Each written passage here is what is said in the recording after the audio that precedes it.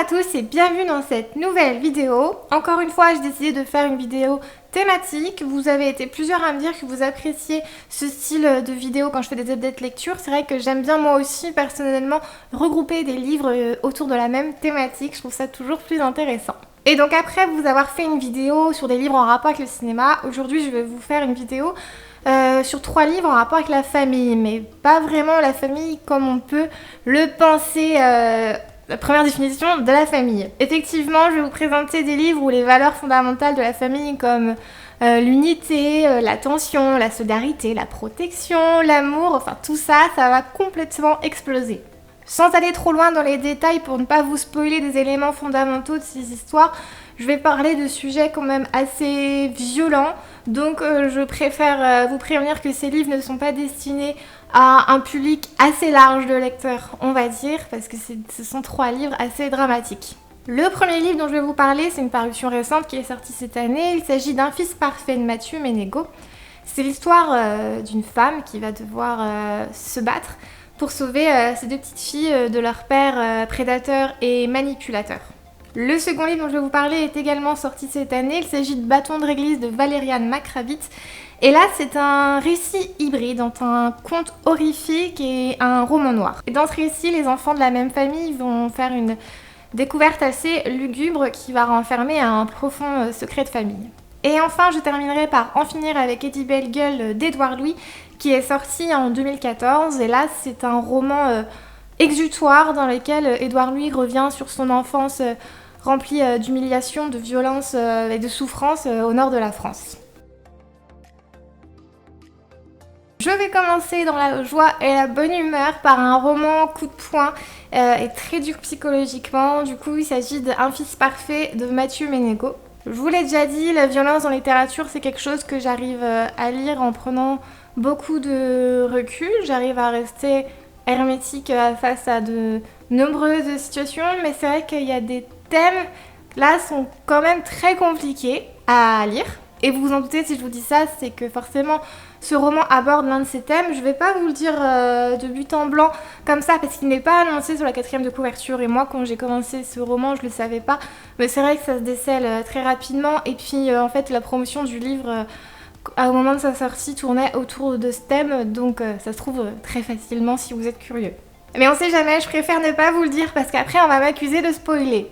L'histoire nous présente une famille parisienne et typiquement la famille qui semble parfaite dans les apparences. Daphné et Maxime sont mariés, ils sont heureux ensemble, ils ont des petites filles merveilleuses, ils ont tous les deux ce qu'on peut appeler une bonne situation, ils ont de l'argent, enfin vraiment tout va pour le mieux dans le meilleur des mondes. Daphné doit s'absenter très régulièrement pour son travail et donc c'est le père qui se charge ces jours-là de s'occuper des petites filles, mais il agit en tant que père attentionné et puis c'est un mari aimant, c'est vraiment quelqu'un de très gentil qui a beaucoup de relations, il est très, très attentionné, il a fait de brillantes études, il est apprécié vraiment par tout le monde, c'est vraiment l'image du fils parfait.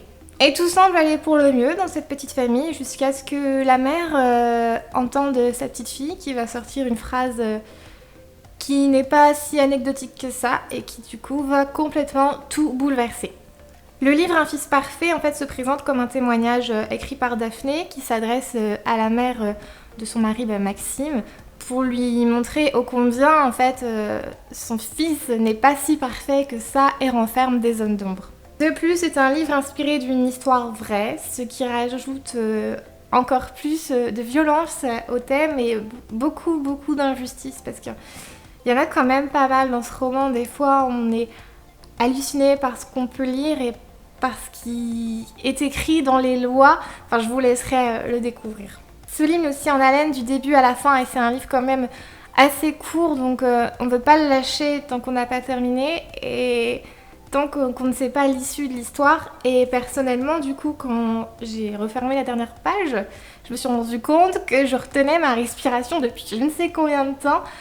Et c'est vraiment un livre qui m'a empêché de respirer, quoi. Outre un sujet très violent, en fait, l'écriture, elle se révèle très, très juste, elle n'est pas moralisatrice et surtout, elle n'est pas trash. Et c'est vrai que je pense que c'est important, c'est bien écrit. C'est un livre très fort sur la noirceur humaine, sur la manipulation et surtout sur le combat d'une mère qui va tout faire pour sauver ses filles alors qu'elle a vraiment tout le monde contre elle, que ce soit sa propre famille, ses amis et même les hautes autorités. Lorsque j'ai présenté ce livre sur Instagram, vous avez été assez nombreux à me conseiller l'autre roman de Mathieu Ménégo qui s'appelle Je me suis tue, ainsi que Il faut qu'on parle de Kevin de Lionel Shriver.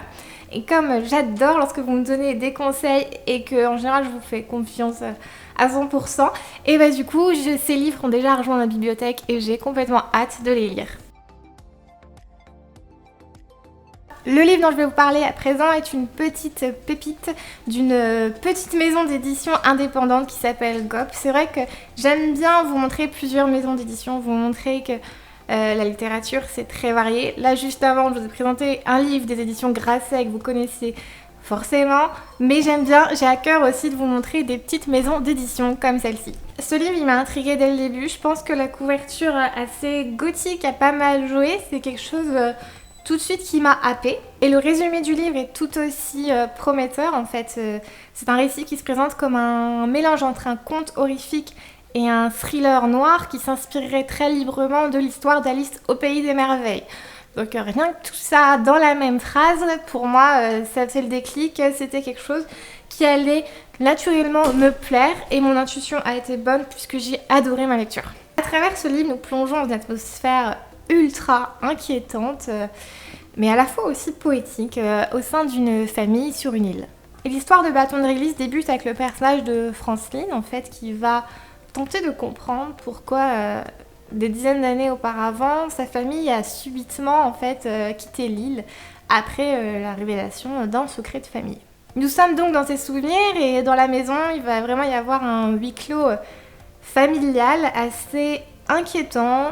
Et dans cette histoire, du coup, les 4 enfants de la famille vont faire vraiment en fait une macabre découverte. Et cette découverte cache un très grand secret familial. Je ne vous dirai pas ce que c'est, mais en tout cas, cette découverte, on va dire, je ne vous dis pas si c'est un objet, une personne ou autre, porte le nom de Bâton de Réglisse.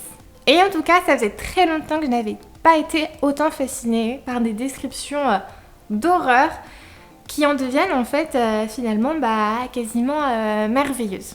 Bâton de Réglisse n'est pas un roman d'horreur au premier sens du terme, par exemple je caricature mais il n'y a pas de fantômes, il n'y a pas de monstres, c'est même quasiment pas fantastique en fait, mis à part par exemple il y a une petite fille qui va régulièrement avoir des dialogues avec une immense migale, mais vous vous rendrez compte aussi que cette petite fille est un peu particulière. Et comme je vous le disais, Bâton de Réglisse, c'est le nom du secret de cette famille que les enfants vont tenter de protéger à leur risque et péril.